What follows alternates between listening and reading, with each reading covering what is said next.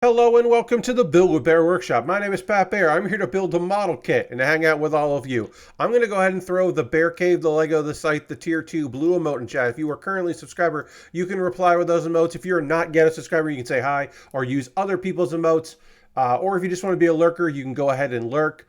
I literally started the stream late because I was ready to go. I hit the go button. I usually give it a couple minutes to allow people to be fashionably late. Hello, Lashbrook. Welcome, welcome. I allow people to come in as they please. So I usually hold for a couple minutes. And I heard some fireworks and realized, oh, I'm hearing fireworks that are very close to the house. That's weird. And then I noticed, oh, there are people standing in my driveway setting off fireworks. And that's not good because I live here, and also my dad's car is in the driveway. So I had to go out there and ask people to please move. That's right. Just 2 weeks after my 44th birthday, I am indeed an old fucking man. I'm an old man that goes and tells young people to move along and not be on my property. Is this my property? No, it's my parents' property. It ain't mine. Is that my car? No, that's my dad's car. But still, the fact remains that they need to get out of there so that they don't shoot bottle rockets at my dad's car. And then I had to stand there for a minute and see if they were actually going somewhere. And they did leave, which is great. I told them that they should go down to the end of the street where there is a water feature for a golf course. And that would be way cooler. And you know what? I feel like that redeems me a little bit. I did ask a bunch of people to go somewhere else that wasn't where they should, but I did give them an option that I think is better than my fucking driveway. Anyway, I hope you're all doing well out there on the old internet. I'm doing all right. I'm doing as good as I can at this point. Tonight's agenda, we are going to finish the Super Mario Yoshi's Egg-cellent Forest expansion. This is one of the expansion sets. You can buy a bunch of these little things, put them all together. This is the first time I've built any Super Mario Lego before.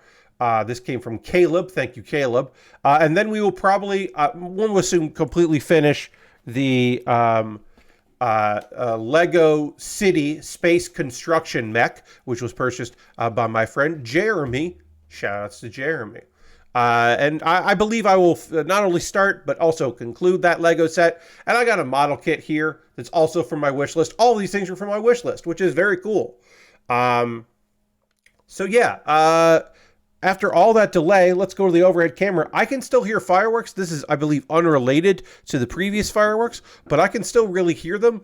They should not be picked up on microphone. Yeah, they're going off. I took a break. I took a pause there for a second to see if I could hear them, or they showed up on my mic, but it doesn't believe they are. I do not believe that they are, I should say. It doesn't look like they are. But if you hear fireworks, that's why people are setting them off. Also, of course they are. It is, of course, the 4th of July here. I mean, it's the 4th of July in many places. It's the 5th of July in others. But I believe it is the 3rd of July in some places as well. But it is the 4th of July here in the United States. And of course, that means fireworks. It also meant fireworks yesterday. And it will also mean fireworks tomorrow. And even, possibly, fireworks on Saturday. Who the fuck knows? But we definitely know that there are fucking fireworks right now. Hey, Lord Crashington, welcome, welcome. All right, so the tree has been assembled. The one of our Yoshis have been assembled. All we have left is the final Yoshi and then an extension piece. Because, again, this is all supposed to be interconnected. Now, Lord Crashington, big question. Are you hearing on-stream fireworks? Or are you hearing fireworks in the background of your own life? Are you hearing fireworks through my microphone? Or are you just experiencing, okay, in your place, Lord Crashing, great. Because that's what I was talking about when you jumped in, is that there's fireworks going off, and hopefully they were not being picked up on stream, and I did not think they were. So good. Yeah, so we've got ourselves a tree here, a Yoshi egg, because it's the Egg-cellent expansion. Egg-cellent Forest expansion. We got a Yoshi. We got to build another Yoshi. We're building another Yoshi. And then we got to build a little thing for that Yoshi to stand on. So we'll build that as well. Yeah, 4th of July for me was solid today. I did do some grilling. outside, of course. Burgers and hot dogs, nothing particularly special. Dirty says, I don't think it's 3rd of July anymore anywhere at the moment. It's probably the 5th somewhere, though. Yes, Dirty, you're right. By now, it's probably no longer the 3rd. It's probably the 4th by that. But it is the 5th of July for some people, for sure. And again, of course, the 3rd of July in the United States, fireworks go off, at least around here. And also, I believe there will be fireworks for the next couple days. Also, hello. We will just keep getting fireworks around these parts. But yeah, around here, we had some family friends over, and I grilled some burgers and some dogs. We had some coleslaw and some potato salad. Mom made homemade potato salad. It was very good. And then we had a charcuterie board. My dad, who does not remember charcuterie, which is okay, said when we were talking about things, he was like, I don't know, meats and cheeses and fruit, like grapes and olives. And we're like, yes, Dad, we could do a charcuterie board instead of chips and dip. It's just something a little different for our appetizers. So we did appetizers that were good. And then we just had a little cookout. And then at the end of it, of course, a little bit of dessert, which turned out great. I realize now that we had our guests brought a red velvet cake, and my mom had purchased watermelon for us to have with the cake, and then we didn't serve watermelon, which means we still have watermelon in the house. So that'll probably just get eaten by us this weekend.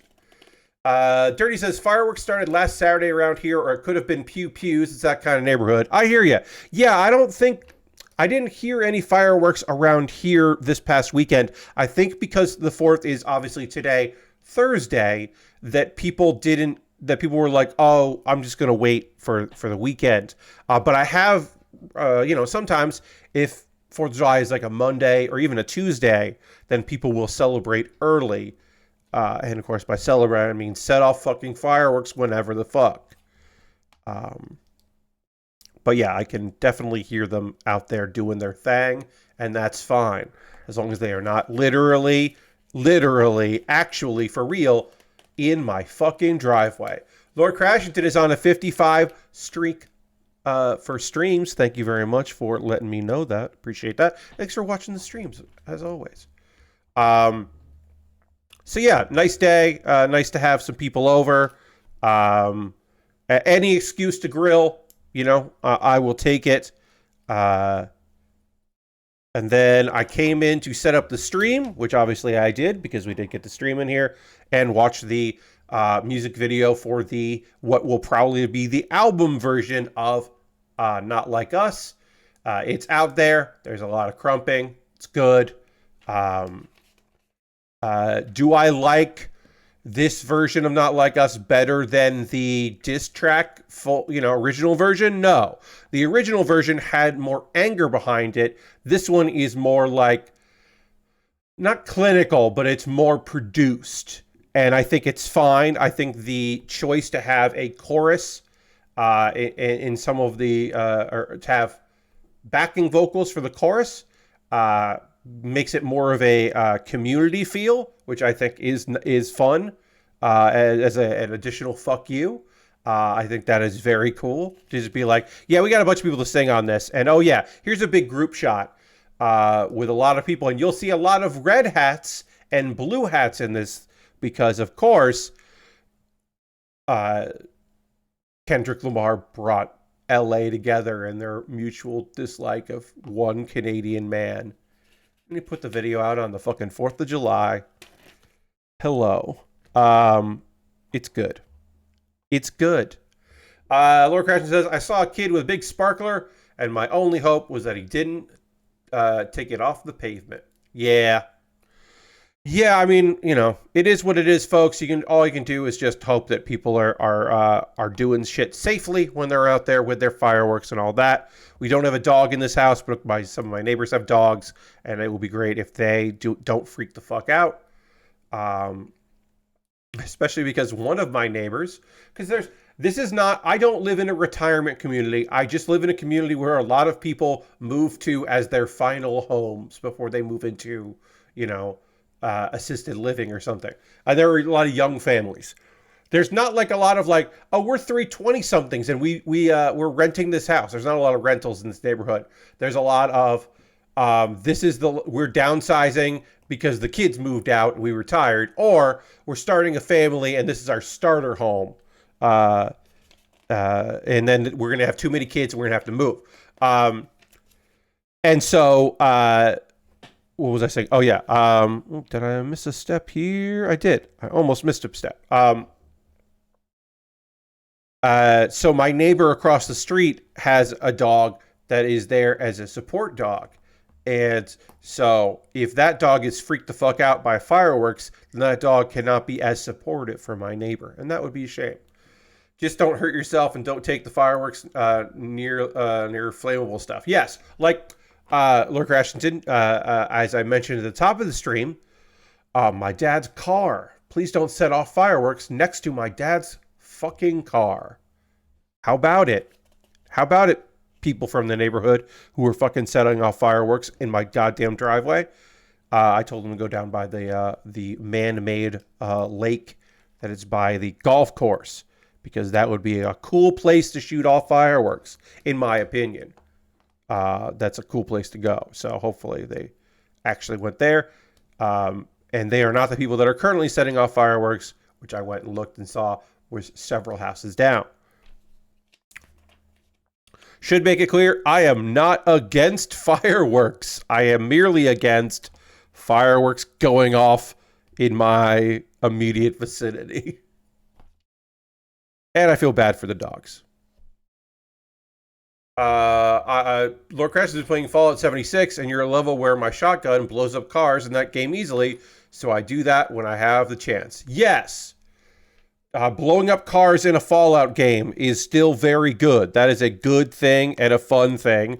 It is particularly fun if you got the explosive skills in a Fallout game, and perhaps you are in one of the areas crawling with ghouls, and you want to blow up a car and kill several ghouls at once.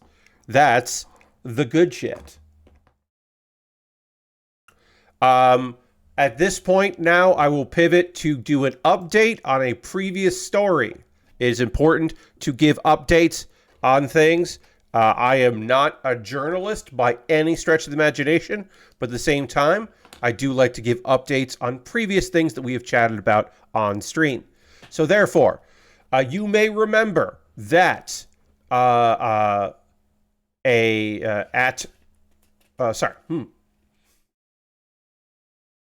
CEO, the competitive fighting game tournament, a winner had a moment where he popped off and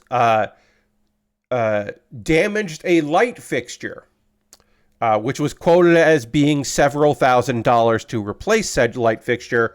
Turns out we're happy to say that light fixture did not need to be replaced. It just needed to be repaired. Hey, Meep. So the broken light, quote unquote, luckily just needed to be repaired for $192 in parts, $160 in labor. Good work if you can get it. Well paid for good pay for good work. So plus tax would be $365, and Resdolch did pay that. Meep saw that live. Jesus. Apparently, it didn't need to be fully replaced. He's taking responsibility. And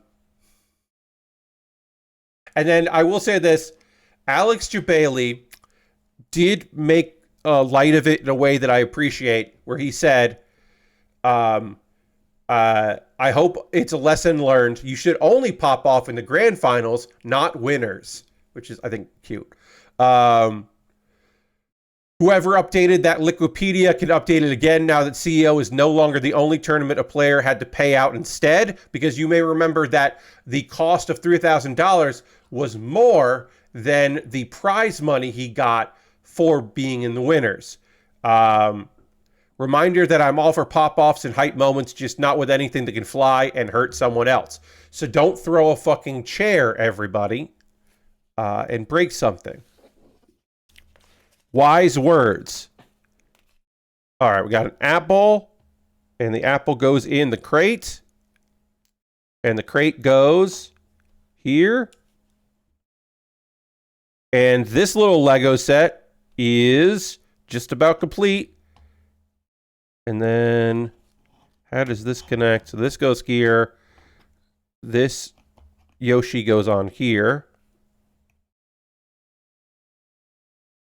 They were kind of encouraging these shenanigans. People are coming out WWE style. Well, there's always a wrestling connection to, especially CEO, because of the deep love that Jabali has for wrestling and wrestling shenanigans. So it makes sense that that would be at least slightly, if not very, encouraged due to the mutual love of wrestling and fighting game tournaments.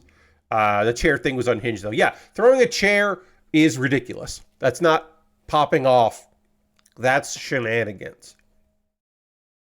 Dirty says, I'm enjoying the Devastator heavy weapon in Fallout 76. It's fun to watch it burn groups down with one shot.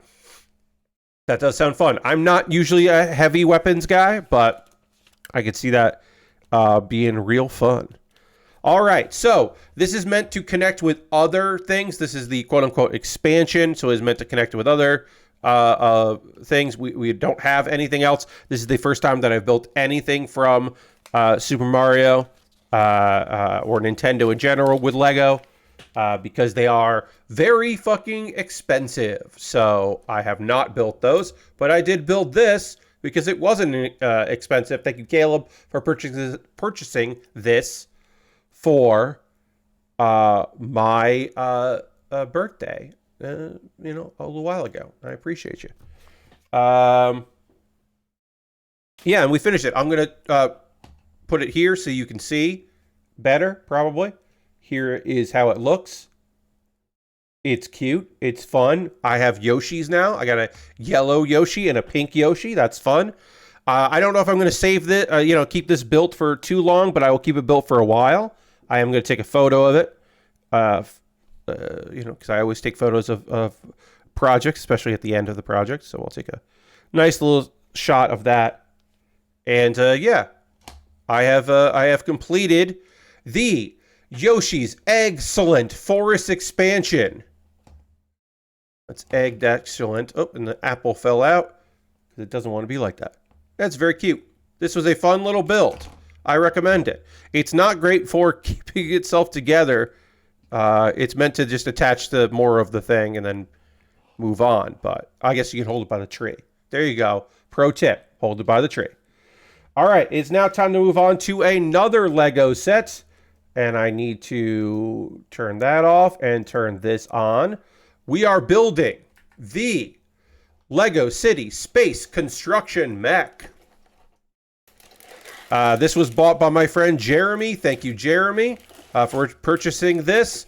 We will, of course, take everything apart. We will null it. I don't think this has... Yeah, these are not numbered bags. They're just supplied bags. So we put that together. We're building a cool little mech. It's got a little robot friend and some sort of, thing that they're mining because it's a construction mech. So we will do... we will, of course, begin with... taking this thing apart or taking these bags, opening these bags, and knolling. And then we'll also build a person. Got to build a person as well. So we'll do both those things.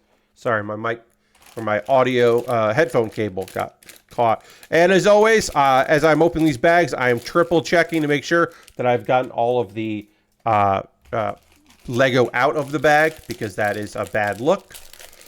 We are going to talk about a wrestling event that is coming up on Saturday evening, which I will not be watching live because I will be here streaming.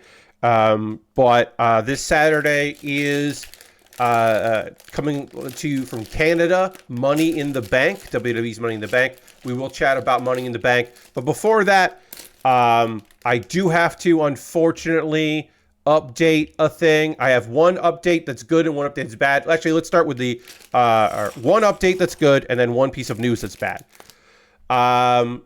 You may have heard that MTV News has had its site pretty much completely shut down, and years of writing was removed from the website. So many articles, so much reporting, news, reviews, essays, all kinds of stuff is gone from the web. Over 460,000 articles are now all together in searchable format on the Internet Archive. Internet Archive has, this was after the Paramount disabled MTVnews.com and MTV.com/news, which was the redirect. But yeah, the Internet Archive assembled 460,575 web pages previously published at MTVnews.com/news. And yeah, you can use the Wayback Machine. And they apparently had been archiving it for a long time, but now they added the searchable element to it. And it looks like almost everything is available right now.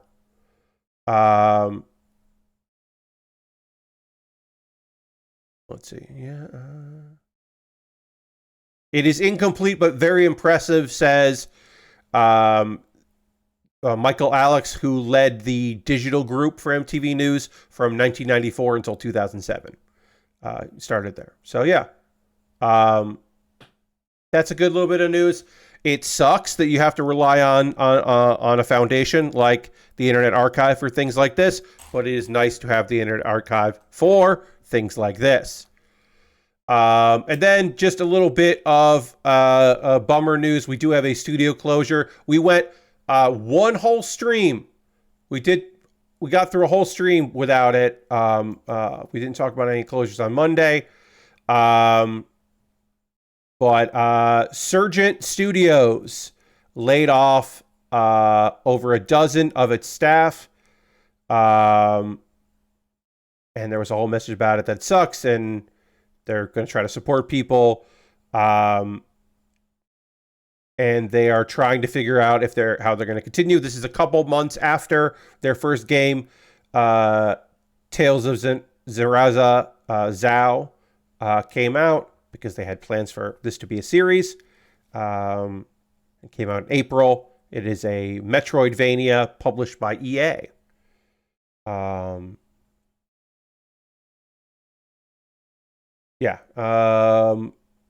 And people it was corroborated. It started as a rumor, and then it was corroborated by the actual company, and they had put out a statement. Not much more to say about that.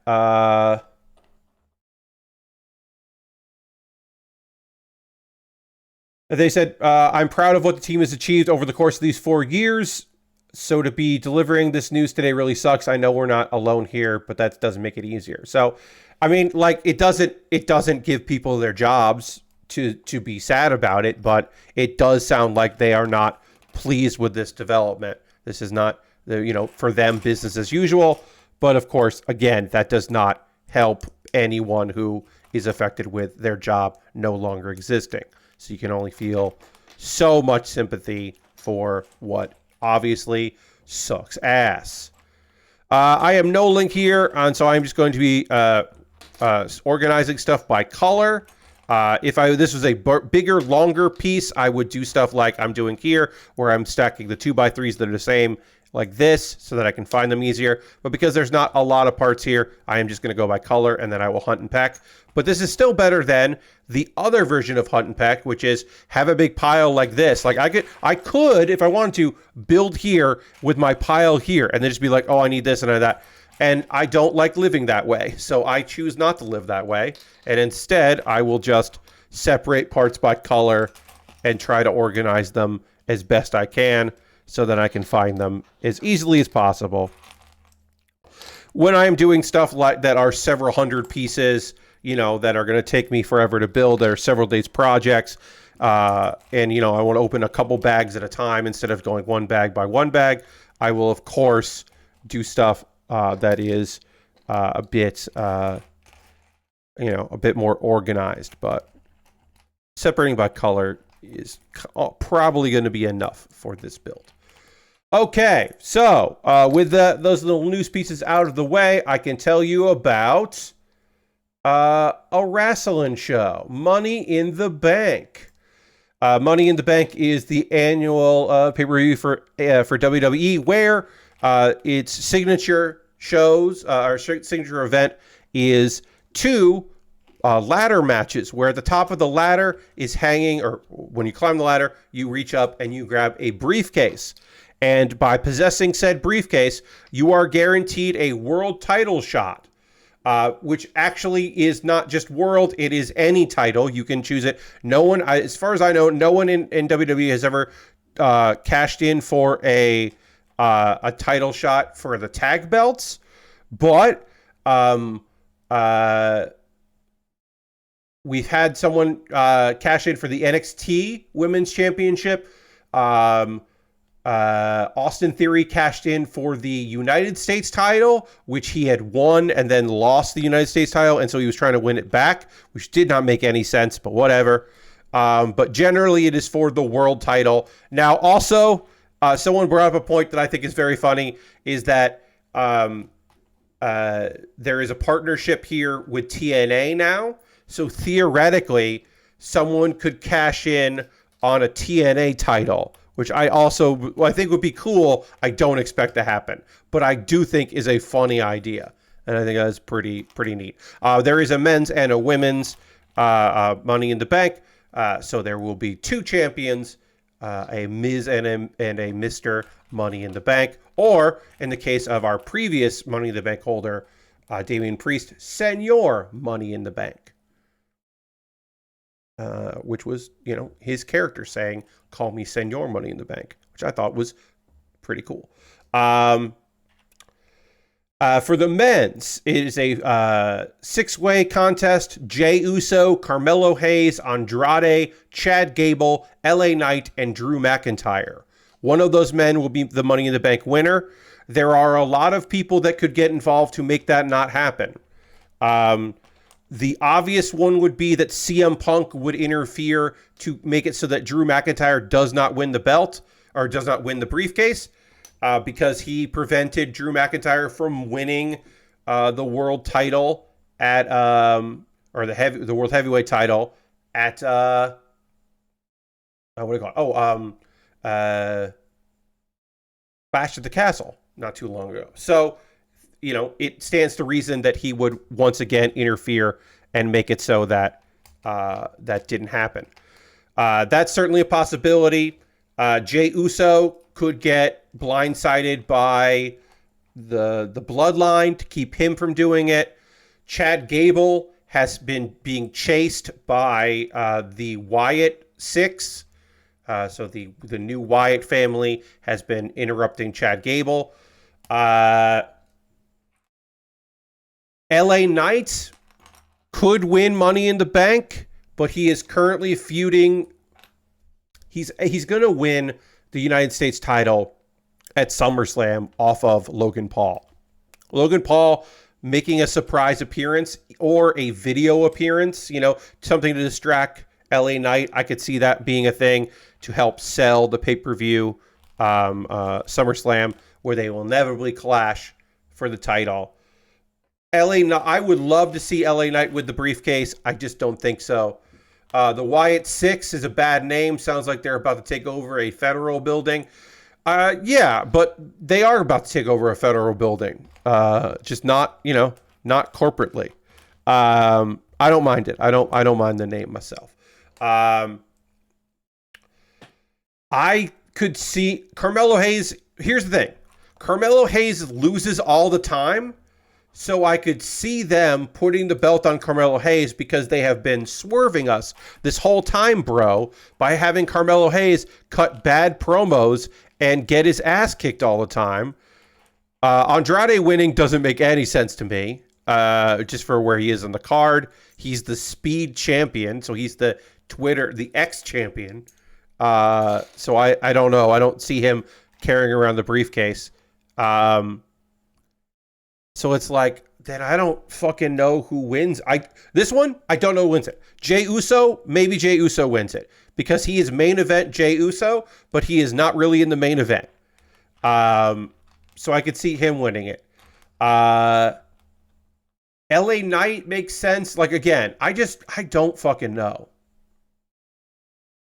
I'm going to say Chad Gable. Chad Gable wins it because it is the idea of him trying to figure out when he can cash in the briefcase and then constantly trying to dodge the murderers, the murder cult who are after him is a fun thing. That sounds too busy, but it's funny. So I'm going to go with Chad Gable as my pick for winning. In the women's side of the Money in the Bank, we've got Io Sky, Chelsea Green, Lyra Valkyria, Tiffany Stratton, Naomi, and Zoe Stark. Chelsea Green. The answer is Chelsea Green. Chelsea Green with the briefcase is so fucking good. She's got Piper Niven in her corner. She's going to keep wanting to speak to the manager.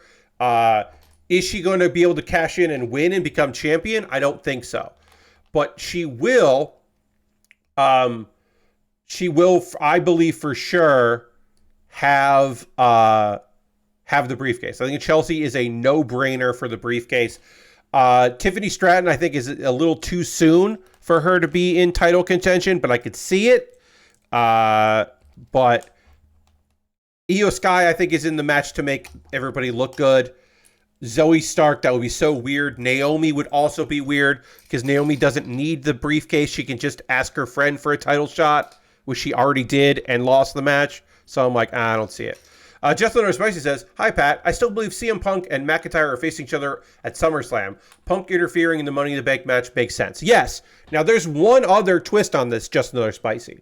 There's a twist on this. What if,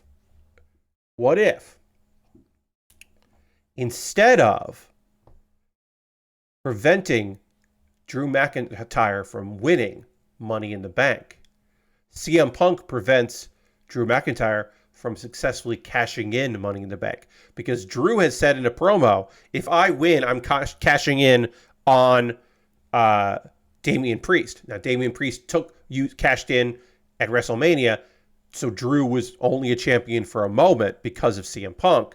CM Punk could then prevent Drew from cashing in. So Drew would be Money in the Bank winner, later fight, Damian Priest versus Seth Freaking Rollins. Damian Priest wins, and then Drew tries to cash in and is prevented by CM Punk.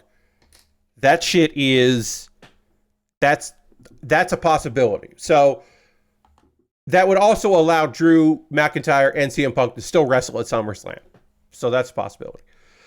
Speaking of the champion, Damian Priest, the last chance match for the World Heavyweight Championship.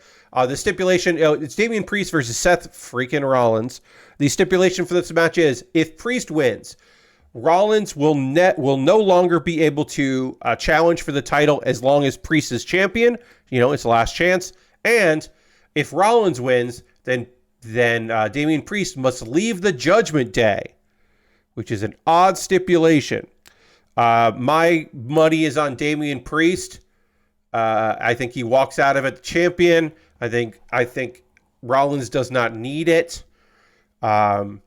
He does not need to be champion again. I think they'll put on a great match. I think Damian does need it because Damian Priest is going to. You don't have to remember anything. So Judgment Day is kind of done anyway. I feel like the move is Damian Priest retains and then goes, I quit Judgment Day anyway. And he just kind of quits Judgment Day. And the reason I say that is because Damian Priest is going to get booed. He's not going to get booed. Sorry. I am dropping frames here. I am dropping all kinds. I'm not dropping frames. I'm dropping kilobytes here. It looks like we're coming back, though. My apologies for folks for that. I will refresh everything before Saturday's stream. But yeah, things got a little dicey there, so my apologies for that. No drop frames, just the buffer. It buffered a bit. Yeah. Yeah, unfortunately, we did have a little buffering here there, so my apologies. Uh, Gunther has a title opportunity at SummerSlam. Gunther and Nia Jax have the title matches because of King and Queen of the Ring, respectively.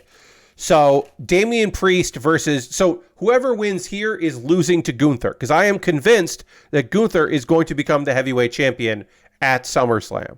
That is going to happen. This is Gunther's time. So if Gunther is winning, I think Gunther beats Damian Priest, and this is a way to have Seth freaking Rollins have the belt. And then it would make sense that Jey Uso or Chad Gable could never beat Gunther. So Chad Gable trying to figure out a way to cash in on Gunther. I should have said that. I should have said that earlier. That makes a lot of sense to me now that I'm talking it out loud. Sami Zayn, who is the Intercontinental Champion, is defending the belt against Braun Breaker. Sami Zayn is currently, I believe, tonight doing a comedy show in Toronto. I expect a write-up about that. Johnny Knoxville is going to, quote-unquote, crash the thing. He's invited. It's part of the gimmick. It's part of the whole thing. But, yeah, he is crashing the event. And I think that's a cool thing for Sammy that he's running a comedy show. Sammy is losing the belt. Braun Breaker is on a roll. Braun Breaker is going to be a great Intercontinental Champion. Sammy does not necessarily need the belt at this point. He retained against Chad Gable. It makes sense that he can focus on other things. Ooh, we got our first sticker. This kit has 3 stickers. They are like caution stickers. There's 4 stickers to say. We are applying the first of those stickers right now, because you got to be cautious of the top of this robot friend, I guess. We'll do that. And then we only have 5 matches. There could be a pre-show match. They have done that. There could be an added match, but these quote-unquote B shows have kind of been smaller cards, so they get longer matches. The 6-man tag match, because you gotta have Cody Rhodes on the card, but he's not defending the belt on the card. So what's he gonna do? It's a multi-person match. It's Randy Orton, Kevin Owens, and Cody Rhodes taking on 3 members of the Bloodline. We don't know who yet. We'll probably find out on Friday. Maybe they'll lock it in on Friday. And those the options are Solo Sikoa, Tama Tonga, Tonga Loa, and Jacob Fatu. My hope is that they include Jacob Fatu in there. Let him get a pay-per-view payday. Let him get him some ring time. Let him showcase and do his thing. So I am hoping that he gets to be in there. My assumption is the Bloodline wins this one, because it makes sense for the Bloodline to win this, because the SummerSlam match is Solo Sikoa versus Cody Rhodes. It's probably Solo Sikoa versus Cody Rhodes. It hasn't been set in stone, hasn't been announced, but that's my assumption. And if you're going to do that, the best way to set that up is legitimately, the best way to do it, in my opinion, is to have Solo Sikoa pin Cody Rhodes. That's right. Not Kevin Owens taking the pin, not Randy Orton taking the pin, like that would happen in this case. No, Solo Sikoa pins Cody Rhodes in a tag match, therefore making him declare himself the new number 1 contender. That feels like an easy story to tell, and it makes sense because Solo Sikoa has a win over John Cena. It's not, even though he's not necessarily thought of as a unbeatable killing machine, he has done some big time matches. He has some big victories. So that's my thought on the old pay-per-view.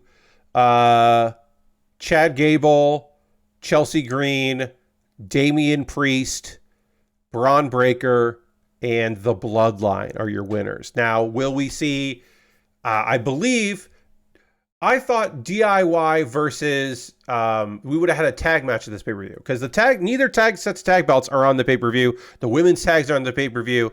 I thought that we were going to see DIY versus Waller and Theory, A-Town Down Under. I thought we were going to see that at pay-per-view. That is scheduled for this Friday's SmackDown. Possibly that match doesn't happen or gets interrupted and gets called double DQ or something, and then becomes a pay-per-view match. I kind of thought it would be. I could see them adding that in, but again, these pay-per-views, they've kind of just done like 5-match cards, so I could also see them doing that.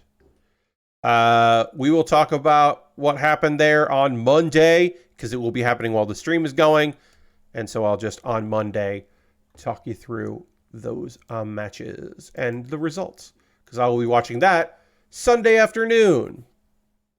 Let's see. Let's see. Are there any gaming news to chat about here? Any new gaming news that got dropped here on this holiday in America? Let's see. Game Pass users or Game Pass owners. The Superb Case of the Golden Idol is on Game Pass now. And that game seems pretty fucking cool. There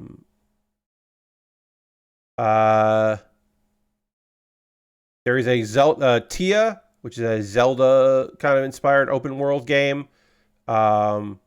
Is coming out on July 11th. Neon White is coming on July 11th. If you never checked that game out. And Flock is coming out on the 16th. There's a bunch of stuff, but those are some of the standout ones. Flock looks pretty cool. It is a multiplayer game about flying, and that's day one on Game Pass. Also, Nickelodeon All-Star Brawl 2. I imagine you could probably get a couple games there. And there are some games leaving on the 15th.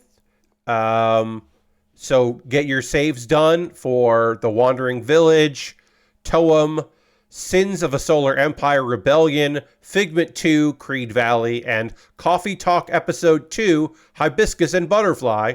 I do not know what that is, but that's a fucking good name for a video game. Yes, Flock is not to be confused with Flock from Capcom. Different games. Coffee Talk Episode 2, Hibiscus and Butterfly is a good name for a game that I don't know anything about. I can't tell you anything about that game, but that's a good name for it. All right, there's a little bit of gaming news. Ubisoft is still exploring NFTs because Ubisoft cannot keep taking L's. They must continue to take the L's. Lord Crashington, yeah, that's probably what that game is from the name of it. Yes, I think that is a reasonable assumption.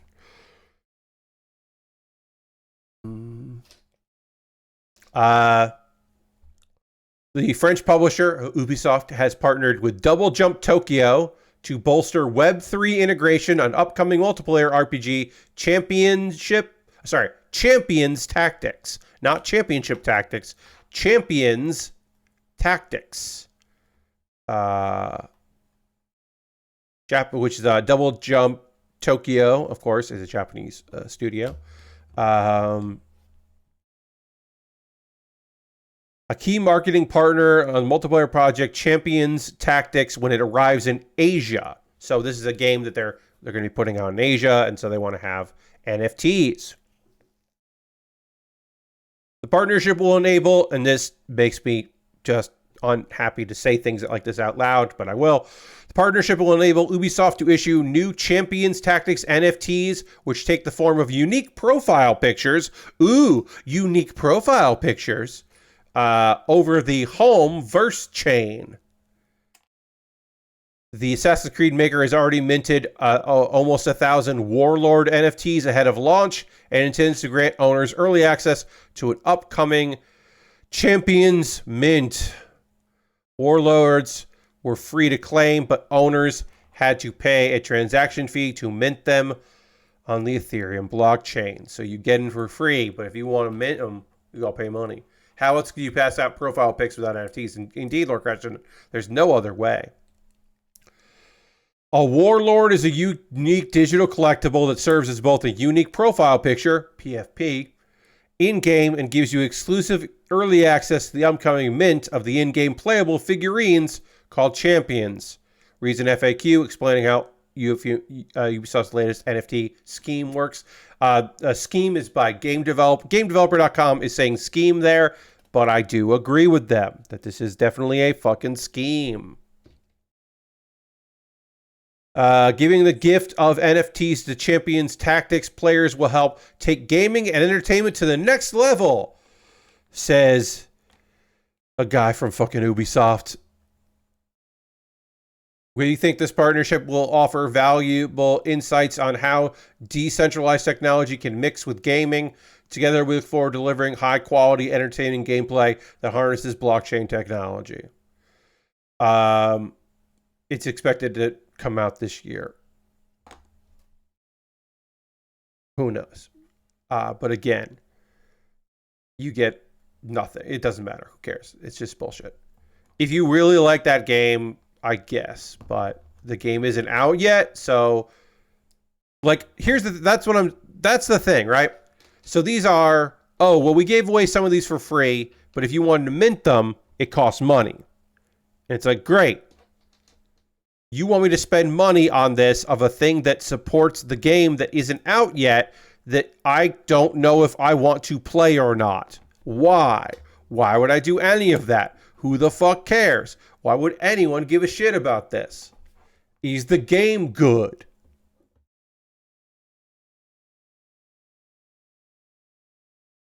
I don't have an answer if the game's good. All right, let's see. Are there any other news stories since Monday stream that we want to talk about here?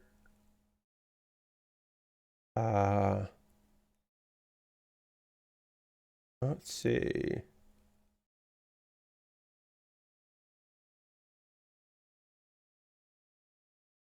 Here we go. Another layoff that I didn't notice. This is from Tuesday. I missed this. My apologies. The social platform Be Real, that's B-E capital R-E-A-L, that's one word. They were acquired by Voodoo about a month ago, and then they laid off 28 employees. Social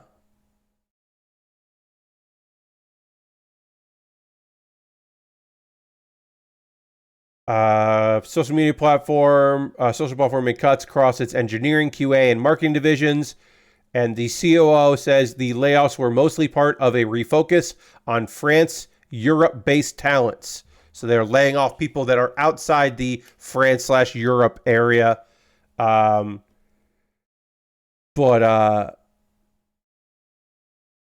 then like it sucks because the people that were laid off worked very hard to grow this place quite a bit. Voodoo acquired Be Real in mid-June of last year, or sorry, mid-June of this year, I should say. So yeah, less than a month ago for about the equivalent of $537 million. With the express purpose of expanding into the hyper-casual market. In turn, Be Real would use Voodoo to have a substantial growth path previously unavailable. It's one of those things where you're like, on paper, this all makes sense. This is like good, like, yeah, they'll be able to leverage off each other. Hooray. Oh, you spent all this money and now you expect them to do the same work they were doing before, if not more work, with less people. Cool. That sucks shit.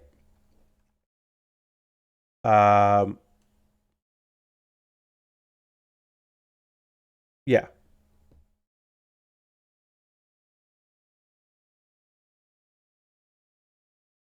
Let's see.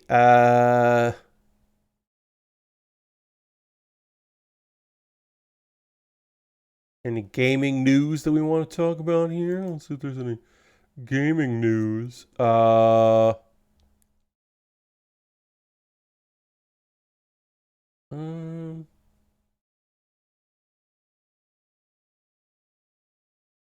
don't want to say we're definitely going to see Joe Hendry back on NXT, but everyone's talking about that, and I would not. I would expect. I would say that on Sunday, when NXT Heatwave happens, there is a good chance that Joe Hendry is going to show up. That perhaps someone will make an open challenge or something like that, or there'll be an empty spot in a match, and then someone will say his name and he will appear. Feels very, very likely. Shawn Michaels had a lot of good shit to say about him in a presser this week, and I think it's inevitable that good old Joe is going to make an appearance again. It went well the last one, so he didn't do well in the match, but it was good. NVIDIA adding generative AI to their RX remix stuff and showed it off. Oh yes, and showed it off.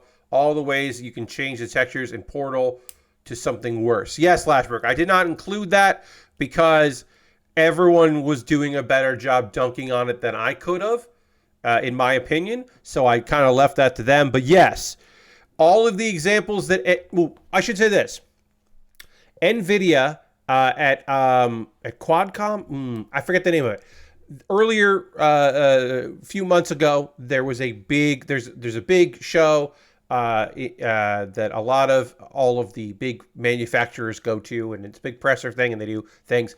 NVIDIA did not, because that audience is technology, it's investors, whatever, they often don't talk about graphics cards. They didn't talk about graphic cards at all in their thing. They mostly talked about pie-in-the-sky nonsense AI shit, because NVIDIA is going all in on, please use our graphics cards to make AI stuff. Please. They're heavy into it, so they showed off some stuff about their generative AI they can do, and it looks awful because the people involved with it have, for lack of a better term, have been sniffing their own farts. That's the best way I can put it. High on their own supply is another way you could say it. They've been drinking the Kool-Aid they've been supplying to themselves. I am hunting down a piece here. Oh, here it is. I couldn't find it for a second, but I found it. But yeah, they are puffing their own farts. They really do think they've got the winner here, and they seem very, very... Jensen was wearing his leather jacket and talking about a bunch of fucking bullshit, and people are just like, what about graphics cards? We want to hear about graphics. Like, what's going on? What are you doing? Are we doing... What's happening here? No, we got to get new AI bullshit coming in.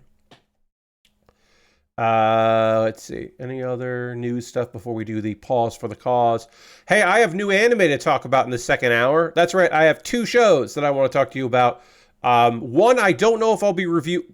Actually, neither. I don't know if I'm going to be reviewing either on a weekly basis, but at the very least, I'll give you one. Although one of my notes, because of the way my day yesterday was with some last minute work that came up, and the way my day today was, which was having guests over for most of the day, my notes for episode 1 of season 2 of Oshi no Ko are really truncated, and my notes for the Ossan Newbie adventurer, trained to death by the most powerful party, became invincible, are a little all over the place. But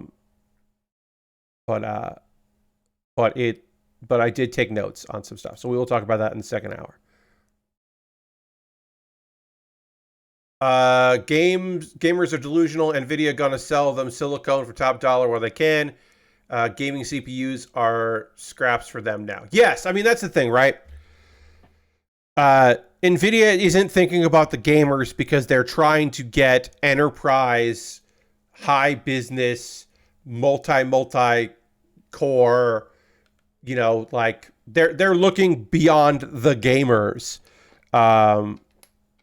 And gamers are bummed about that because they're still gonna, here's the thing, Nvidia's still gonna fucking make graphics cards. They're still gonna do it. They're not gonna stop making graphics cards. They're just not gonna give any lip service to people buying them.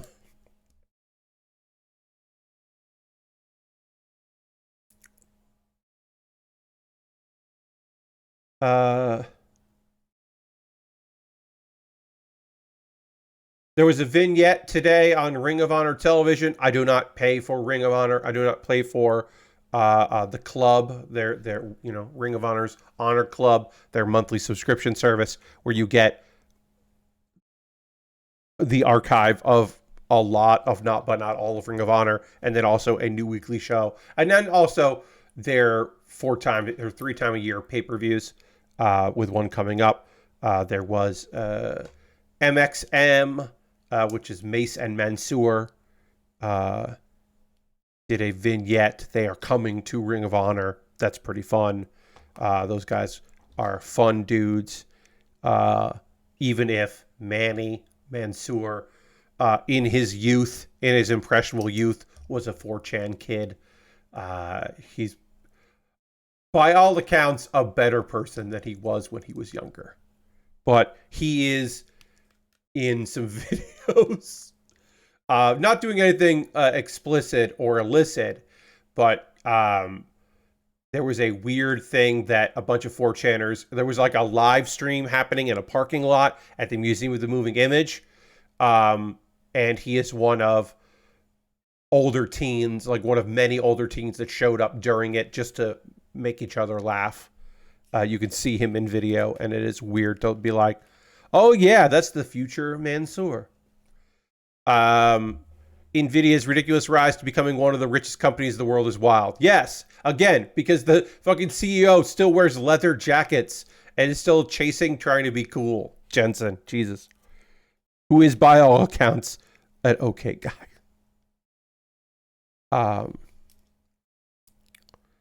Let's see. All right, I got 2 more pieces to put on here. As we work on this robot, I will complete these steps here, and then we'll take our pause for the cause. And I'll talk about some anime that I have been watching, and all that, and ways to support the channel and all those things. So this goes there. This goes like that. All right. Our robot is getting built. This is where the person is going to go, most likely. That's where the person goes. Or our construction person hangs out on our mech. Now is the part of the stream, friends, where I'm going to talk to you about ways you can support the channel and what I do here. Everything I'm about to talk about is optional. You are under no obligation to do any of these things. If you would like to, I'd love it. But of course, you don't have to. But if you wanted to, you could.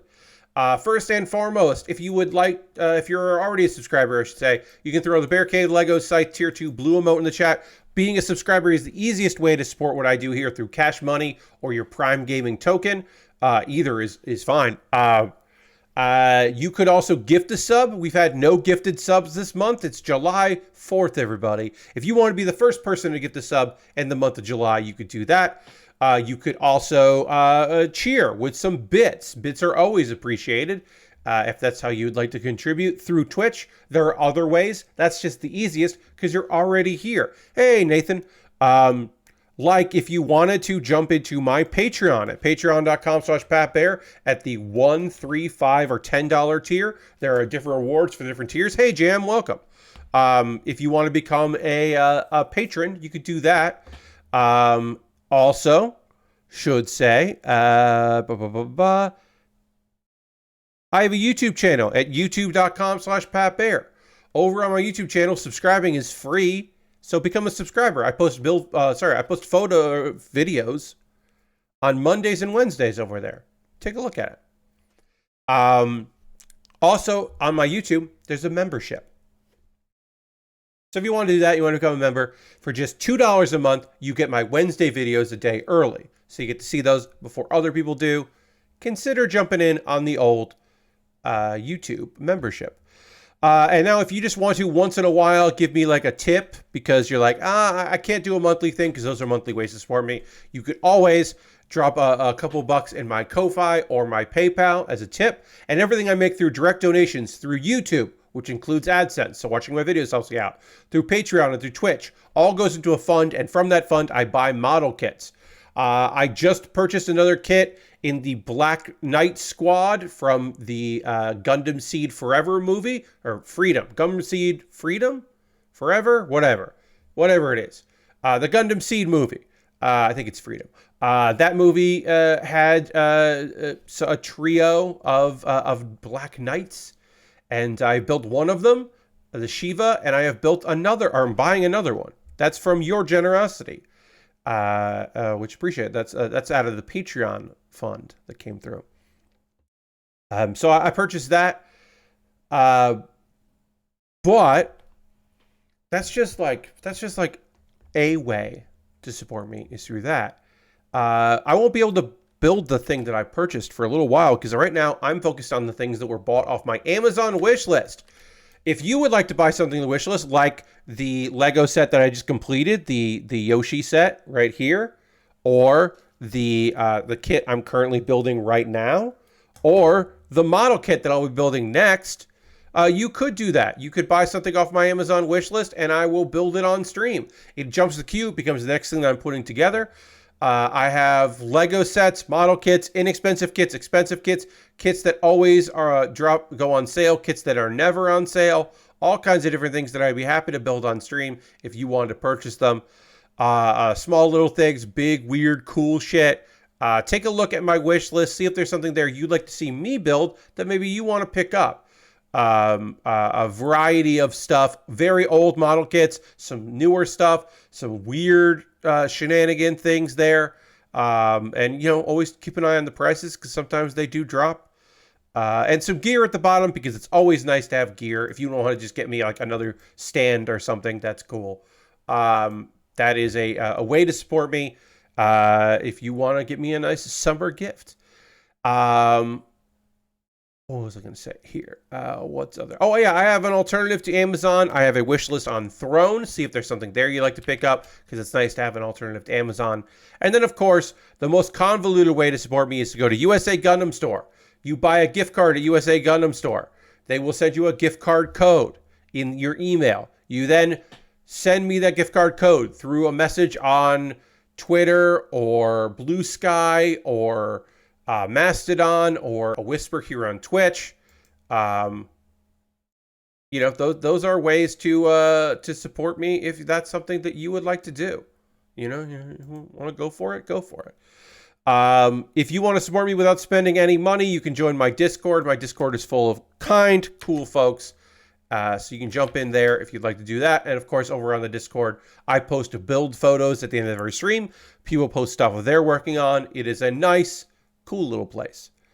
A couple of video links for you to check out. I will have a new episode of Pat Bear's Anime Club up on Monday. The current episode is me talking about the end of the spring season. It was my wrap up of the spring season and my preview of the summer season, which has started. Find out what I'm, was interested in watching, and then you can hear about those now. And then Kuma Baer is my weekly anime recommendation series, which you should check out. This week on Kuma Baer, I am talking about Windbreaker, which was one of my favorite shows from the spring 2024 season. So that's what I'm doing this month, is recommending 5 shows that I enjoyed. And those are 5 shows that are complete. So I can't recommend Whisper Me a Love Song because we didn't get episode 11 or 12. Hopefully we'll get those at some point. Who knows when? But hopefully this year. Because I really like that show. And I'd like to know what happens in it. All right, that is all about me talking about things and things. I do have some anime to chat with you about, so we'll get into that. Before we do that, I do need to drink some water because I am parched. And we need to transition to the overhead camera so that we can see what we're doing here. And we'll do that together dramatically right now.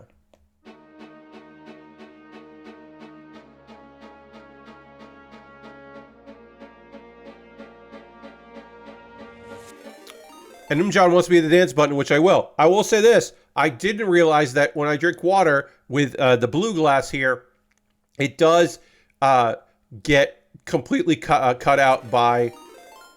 And also, John wants me to ring the bell, the physical bell. Thank you for using your channel points for 2 silly things. But yeah, this glass, you can see it here. This glass does not, the green screen, the NVIDIA broadcast background remover is going for, yeah, yes, I'm just pantomiming here.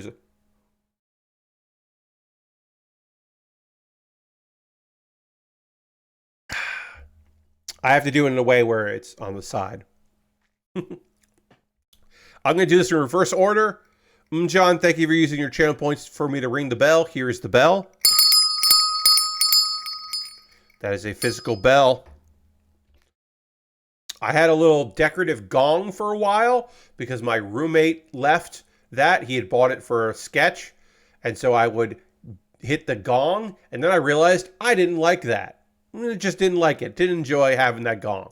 Also, I always had to pick it up, and it was an annoying thing. So, got rid of the gong and bought a bell instead. Anyway, here is the dance button. I'm going to press the dance button right now. Yeah, it's the drum line. Yeah.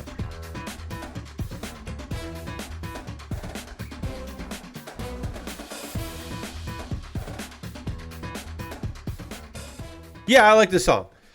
So now we're going to build the roll cage here to keep in our person, in our mech. And this, of course, reminds me a lot that it's like, oh, yeah, these parts are meant for like a bicycle, but you can build a roll cage with them. Sure. But yeah, we're going to do that. And then this is going to go here. And that'll go and lock in our pilot here of our mech. So we'll do that. Yes, from the hit movie Drumline. All right, now is the part of the stream where I'm going to talk to you about what anime I've been watching. Again, I do not know if I'm going to consistently talk about the Ossan Newbie Adventurer or Oshi no Ko Season 2. Oshi no Ko Season 2, I am certainly going to be watching on High Dive. I do not know if weekly I will be covering it. This is the part where I watch a bunch of stuff, and I'm just going to tell you about a few things. And then if I decide I'm going to weekly talk about a show, then I will either get caught up by talking about the first 2 episodes or pick up and give you a brief look at what I was previously talking about.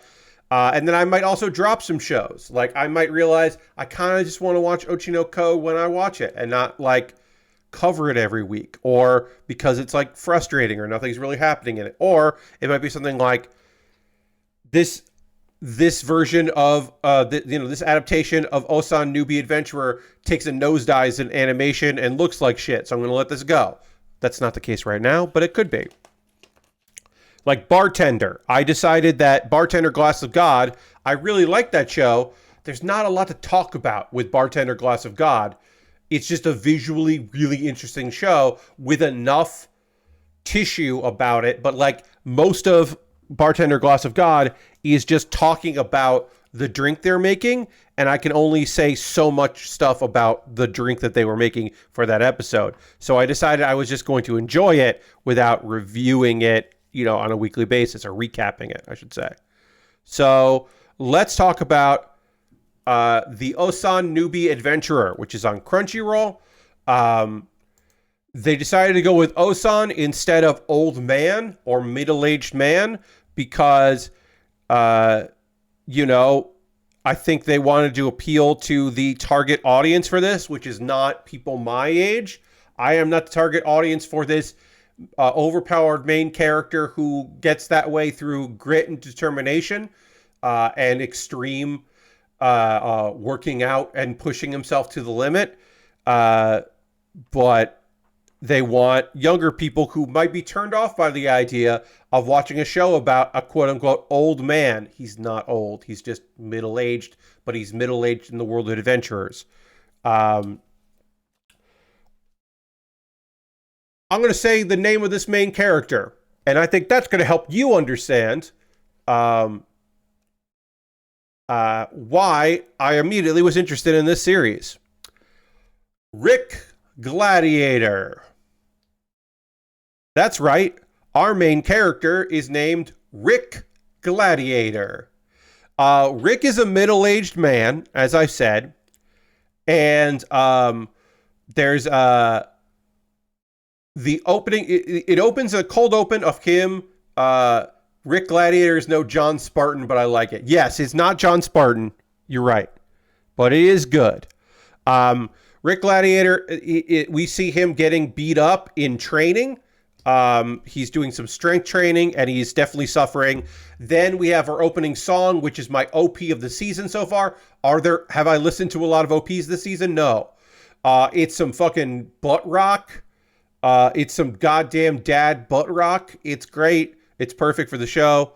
We learned that normally adventurers start in their teen years, and if they don't die, they retire, and then they like work in the guilds, or they work, they become knights or something. But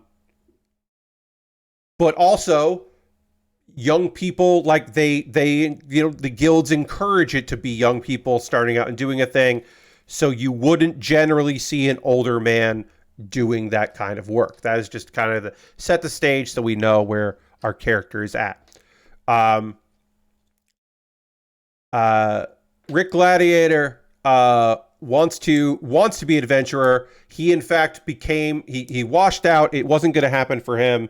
He never quite gave up on that dream, but he did realize it was unlikely, so he ended up becoming a guild guy. He worked as the guild, so he could at least support adventurers. It's that thing where you take a job that has benefits and is at least around the industry you really want to do. It is, unfortunately, fucking relatable. That's some really relatable ass shit. And so he's dealing with ageism, and he's dealing with people not really thinking he's going to be able to do it.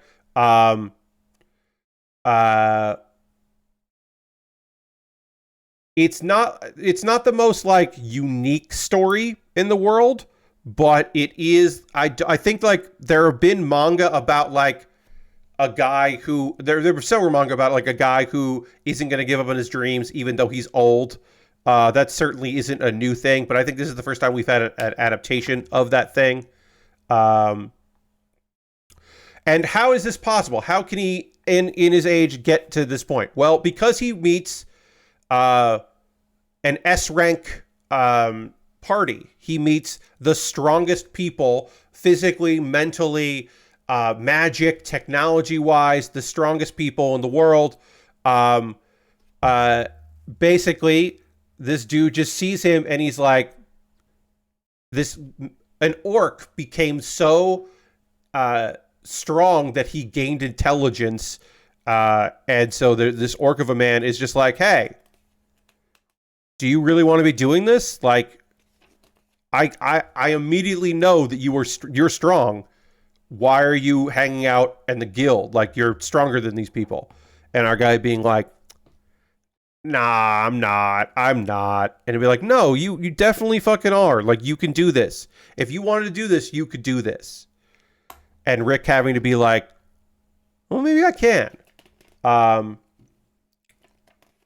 yeah, I should also say that by middle-aged, I mean that Rick is in his 30s. So he is younger than me and considered too old to be an adventurer, but he's going for it. And, he did spend a lot of his quote-unquote prime years, his youth, working in the guild, but he's definitely going to get in there.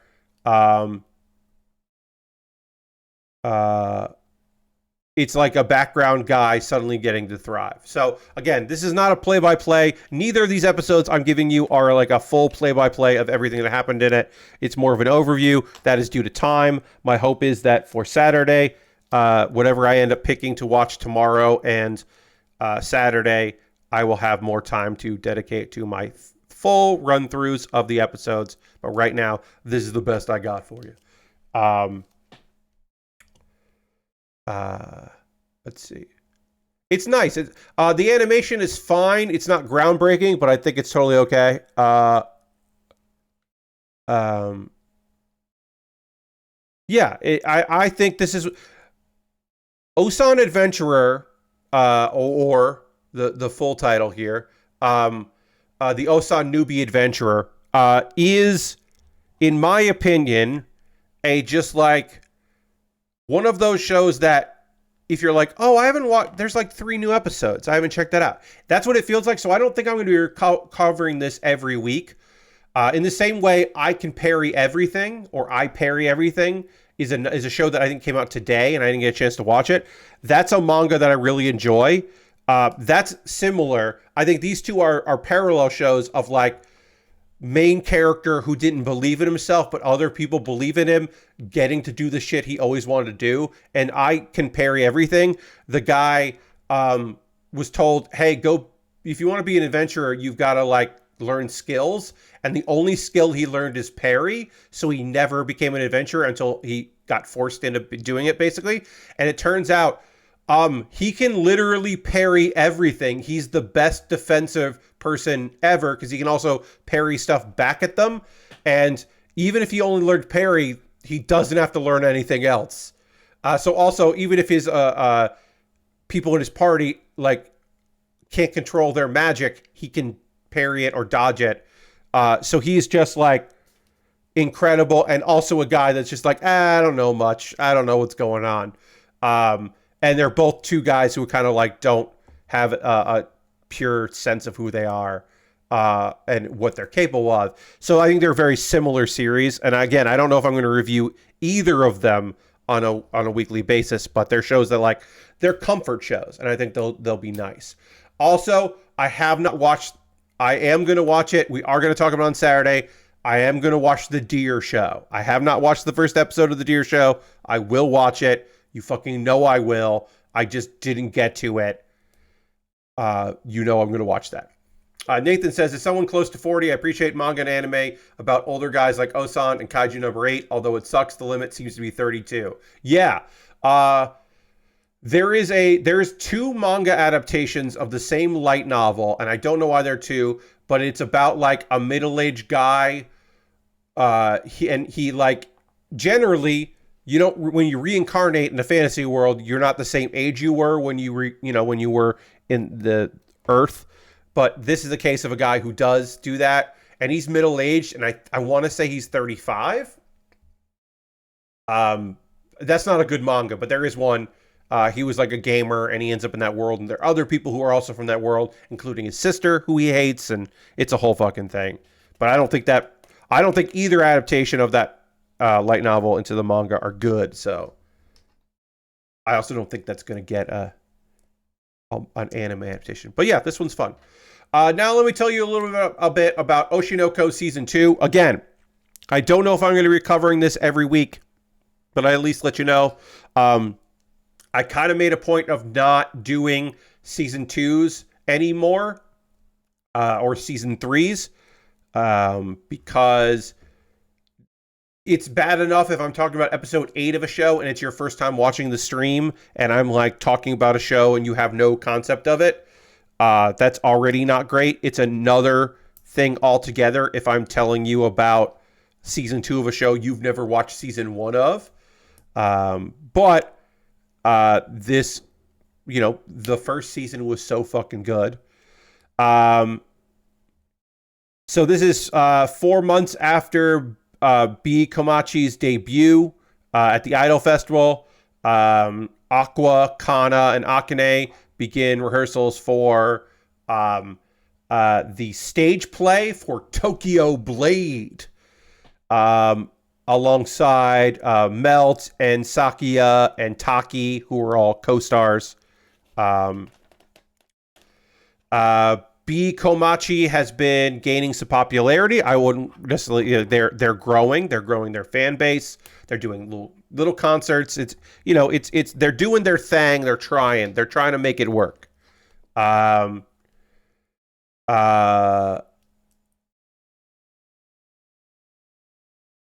Aqua tries to get closer to the director, Toshiro, in hopes of Aqua. Remember, This is a show about mostly about young people trying to make it in the entertainment world, the idol world, and the like. And also, it's a murder mystery about a guy who reincarnated as the child of a woman that he was a doctor for and a big fan of. So that is important to remember that Aqua is a reincarnated doctor who is now growing up in the shadow of his mother and also investigating her murder. It's a lot. So Aqua's trying to get close to the director, Toshiro, because he's trying to figure, because you don't know who the father is, because Aqua is convinced that the father, the mysterious father, is the person that set up his mother. That even though he's not the one that killed her, because a crazed fan did, quote unquote fan, the person who gave that fan the information. The English manga is still ahead of the show. Yes, we just started season 2 of the show. The show could catch up to the manga, but it probably won't because the manga is the source material. So he's investigating this stuff.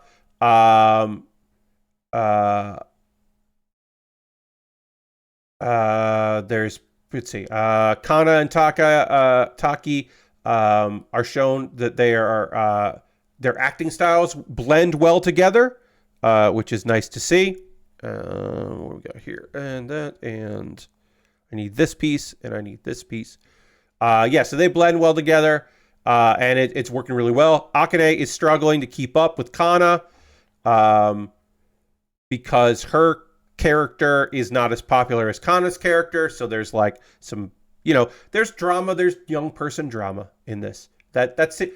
I know that sounds incredibly dismissive. It sounds very dismissive for me to be like, there's drama because, like, it's just like teen shit, but it is goddamn teen shit. This is some goddamn teen shit. Like, that's what we're doing here. Because they're young people, and shit's gonna come up. Since Princess Seiya, which is Akane's character, doesn't have a large role in the manga, this adaptation, so this is an adaptation of the manga. Because she doesn't have a lot in the manga, Akane is having trouble, like, getting character background, like getting anything to really work off of, which is interesting. And apparently, also, it's a double whammy, which I love. So she's like, well, the source material, there's not a lot for this character, so you can't even really, like, figure out a lot of stuff for it. And then also, the script writer for the stage play has been changing the character. Apparently didn't like how the character was working, so he's, like, rewriting it. And the personality is different. And so you also have that where it's like, I can't even use the source material because you're changing it up. And then Goa, who is the screenwriter, is just like, yeah, I did change it because, like, we have to fit this whole story into a 2-hour thing. And there's a support for it. So, like, you're out of luck. Sorry. They are visited on set by the creators of Tokyo Blade and also the creator of Sweet Today. Visit the rehearsals, and apparently, after watching the actors rehearse, Akibo announces that she wants to rewrite the play's entire script. If you are unfamiliar with this,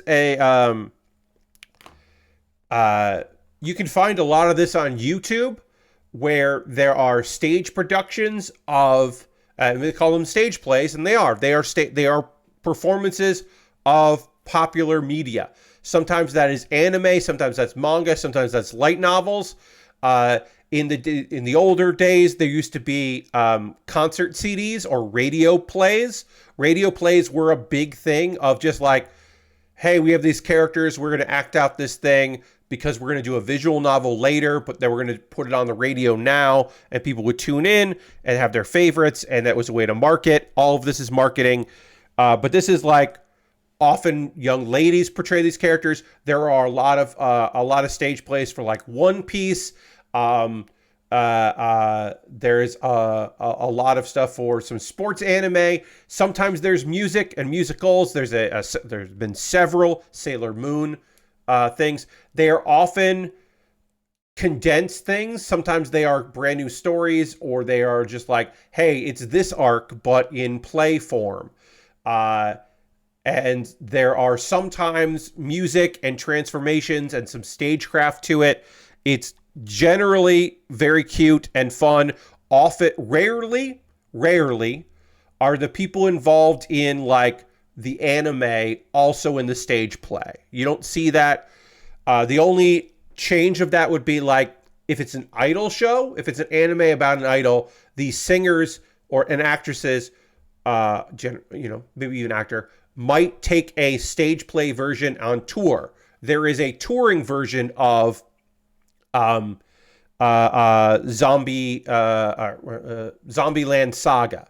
Zombieland Saga has a touring production that you can go and see them doing the songs from the show. And there's like music, obviously the music, and there's some video stuff in the background.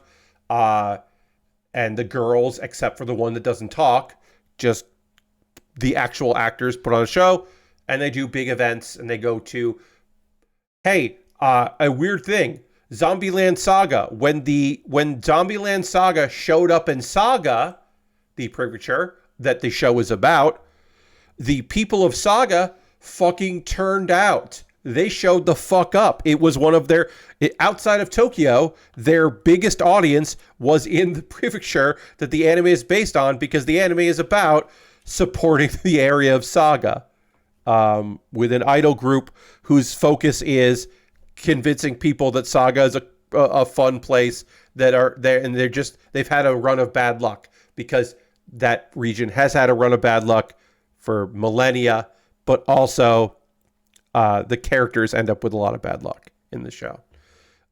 Anyway, that's besides the point. This episode of Oshi no Ko was fine. It's just setting the stage. This is just window dressing. We're going to get more of it. I expect to see more episodes. Again, I do not know if I am going to be talking through this every single episode. I don't know. Actually, I don't know the episode order. Let me see. Let me see if I can look this up. Hold on a second. Let me look at this information. Did they include that? I do not have that information present here, so I cannot tell you. It looks like we're 13 episodes. So it was an 11 episode season previously, and now it looks like this is going to be 13 episodes. So, okay. And it's a year and one season later, because it ran in April, ran spring 2023. So it's a year and one season later, which is great. I'm psyched about it. And that is the anime that I want to talk to you about. Again, I don't know exactly what I'm going to be reading every single, talking about. I don't know what I'm going to talk about on Saturday. I'd like to be able to talk about the comedy about the girl with deer antlers, because I think that'll be fucking fun to talk about. So hopefully I will have that. I will get a chance to watch that. Let's see. I want to see if this updated, so you can see that. Okay, I don't know. But what I'm definitely going to watch tomorrow? I'm going to watch the latest episode of the third season, part 2, second core, third season of That Time I Got Reincarnated as a Slime, because I really like that. So I'm going to watch that. I also had confirmation that a show that I thought was an isekai is indeed an isekai, and one of the two main characters is from another world. It has another world in the title, but I was unsure. I wasn't fully sure if it was an isekai or not. I've had confirmation that that show is an isekai and does look neat, so I will be watching that. There's a lot of action adventure series, both isekai and not isekai, that are out this season. that look pretty neat. And none of the romance looked that neat. But, there's a bunch of stuff. So I'll be covering something. Now is the part of the stream where I want to hear from you. As I finish up this Lego set, I want to hear from you. What are you up to? What are you into right now? What are you watching? I talked a lot about the anime that I'm watching. Are you watching anything new? You playing any video games? Now is the part of the stream where we get to chat about the stuff that you're up to, which is great. I will say on my end, what have I done since that? Oh, well, Tuesday, we checked out the new DLC, the new adventure pack, or, DLC pack for Power Wash Simulator. I have since completed that. Yesterday, I was doing some work and then took a break and played Power Wash Simulator, and then realized, oh shit, I'm still playing Power Wash Simulator. But I finished it.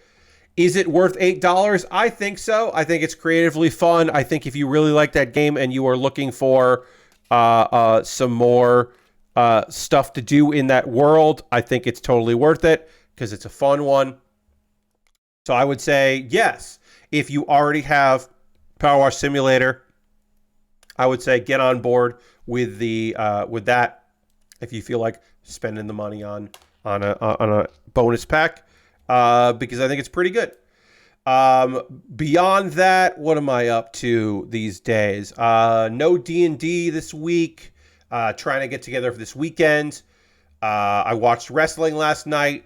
Dynamite was full of good guys getting beat up by heels. A guy turning heel, a guy coming back heel. He had already kind of turned, but people were forgiving him. Some highs and lows, a lot of people getting beat up.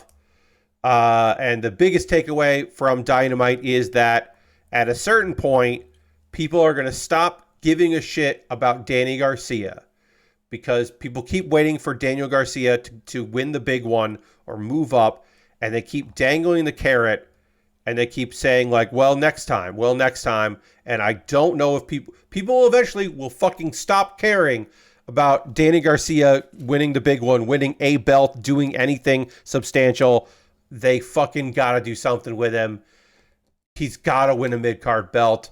Maybe he can win the Continental Classic this year. I don't fucking know. But they got to do something with Danny Garcia because people are going to stop giving a shit outside of like Buffalo where he's from.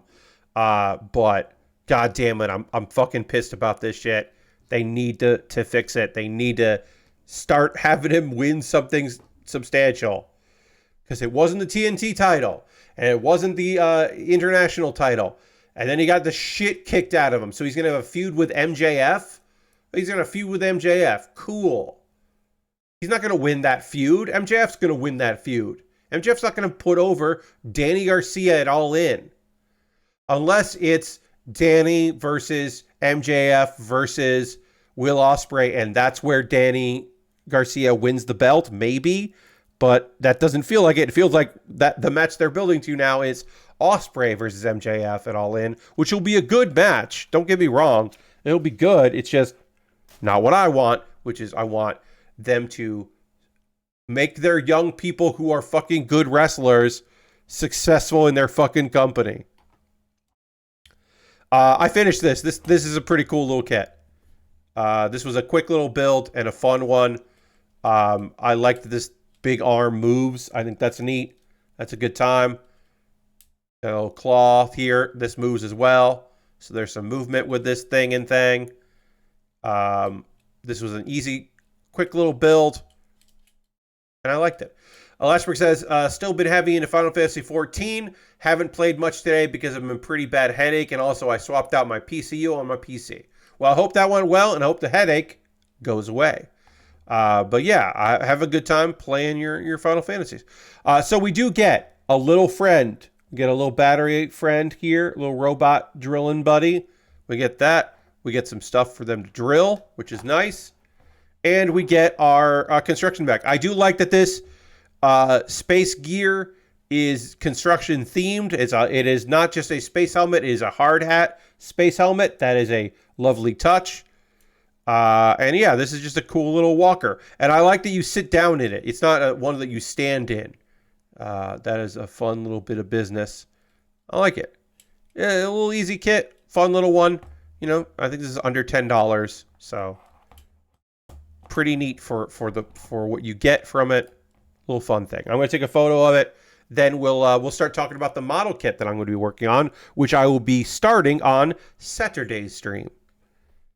I mean, I'll start a little bit tonight, but we'll actually say that I'm starting on Saturday. So, all right, let me put this here.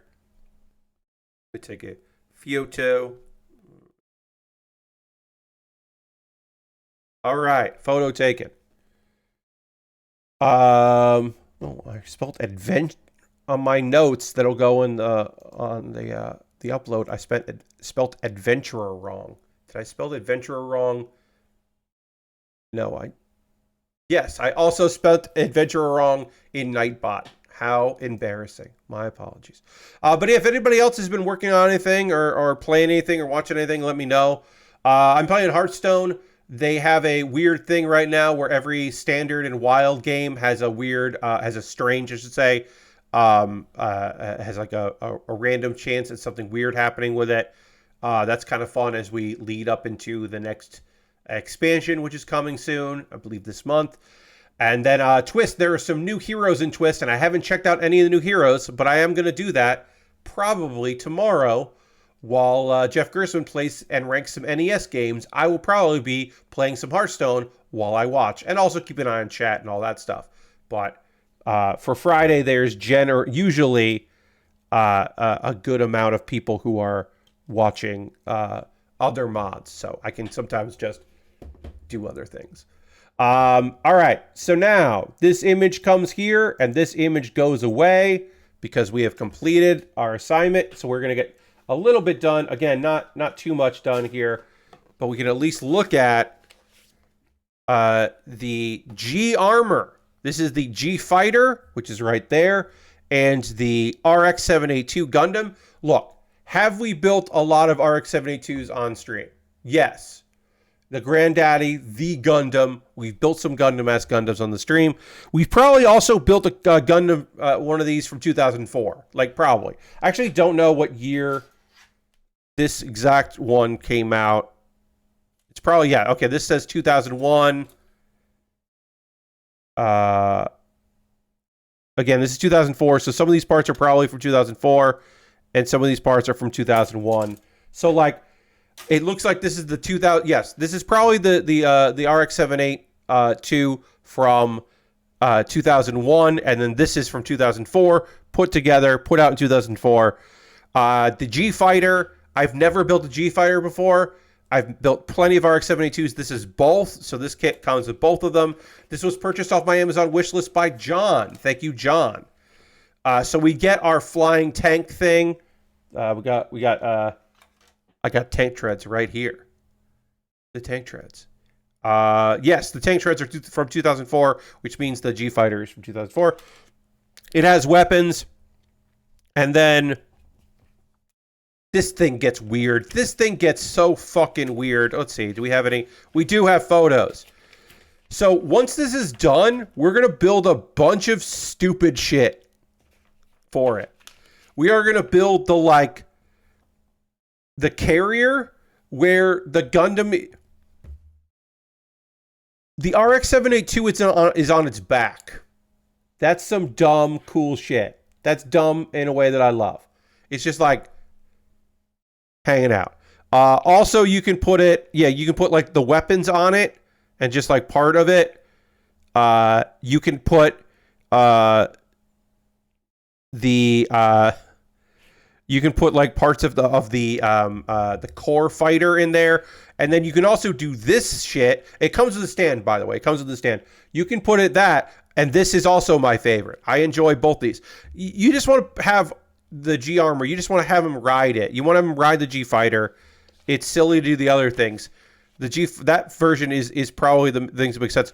The core fighter and its adapter going into the front is silly in a way that I really like.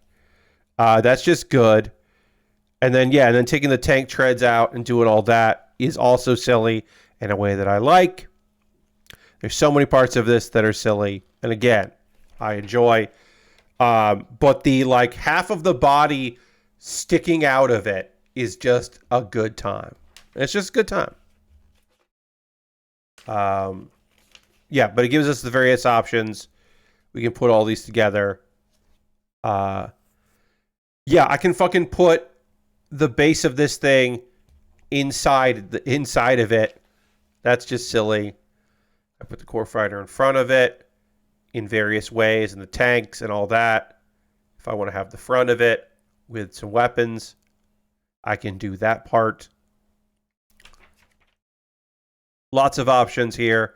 And then, yes, the complete and total assembly. Definitely trying to do too many things at once. Yeah, it just has lots of options. But I love this thing of like, yeah, put both shields on both sides, and then like put the tank treads in the front and the rocket part in the back, and then just like the canopy.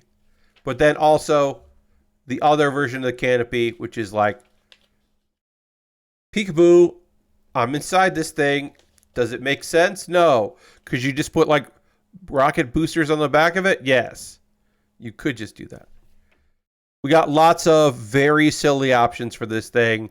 We'll play around with that when the time comes. We are starting, I guess, with the G Fighter, it looks like. Yeah, we're going to build, well, we're going to build the first half of the G Fighter. And then we're going to build the Gundam. We're going to build, like, some of the Gundam. Yeah, because the first thing we're going to do is we're going to build this half. Yeah, okay.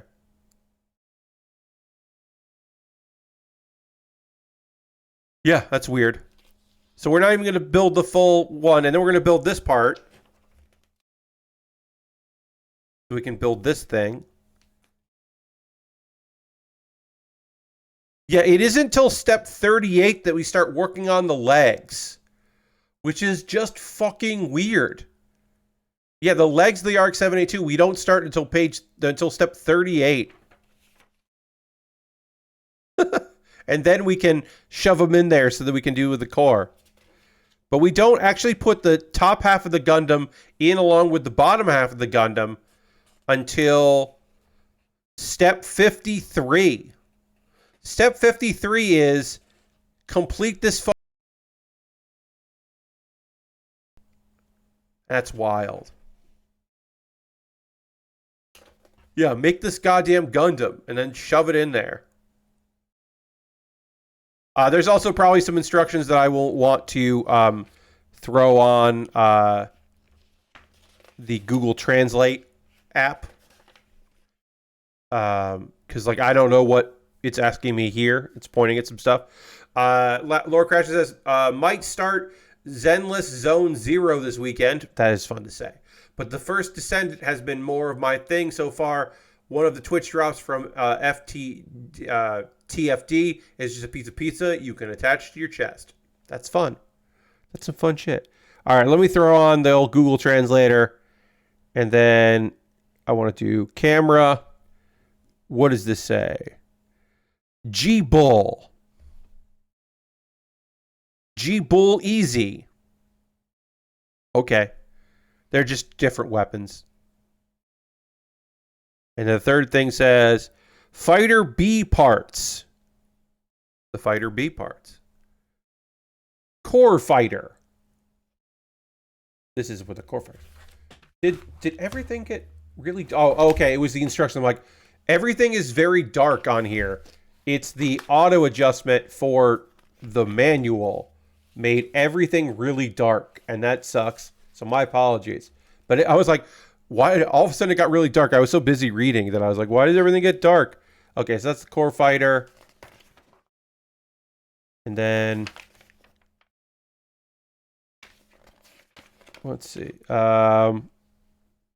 Yeah. It says... G-Armor. Great. Well, that's silly in a way that I can really get behind. It looks okay. Yeah, it got a little dark there. It does darken when this comes here. It's just light adjustment, which is unnecessary and weird. Anyway, the G-Armor is the thing that we're going to start on Saturday. Saturday stream is going to be G-Armor time. I look forward to working on that. That is going to be silly and a good time. But that is going to end it for tonight's stream. The fireworks have started again. different people are throwing off fireworks, and that's a good cue for me to wrap up the stream. I want to thank you all for being here. Thank you for spending some time with me, your friend Pat. We are going to raid. That is how we end every stream around here. We're going to go find someone doing cool shit and go spend some time with them. So I hope you'll come along on this raid. Who is streaming? Who do I want to go hang out with on a Thursday? As John says, we always end with a raid, which is true. Let's see. Who are we going to go hang out with? You know what? We're going to go hang out with Wiggins, Matt Wiggins. We often raid Matt Wiggins on a Thursday. Matt is playing Final Fantasy VII Rebirth. He is far into it, so spoilers abound if you are sensitive to that, if you do not want to know things. But at the very least, we're going to go hang out with Matt because Matt is cool. And I have not played Final Fantasy in a very long time. I have not played either of the remakes, so it's fun to go and live vicariously through Matt. Thank you all so much for being here. I hope you have a great weekend. Hope to see you on Saturday for a new model kit build. I hope you come along on this raid. I hope you have a good time. I'll talk to you soon, everyone. Goodbye, everybody. Goodbye, goodbye, goodbye, goodbye, goodbye, goodbye, goodbye.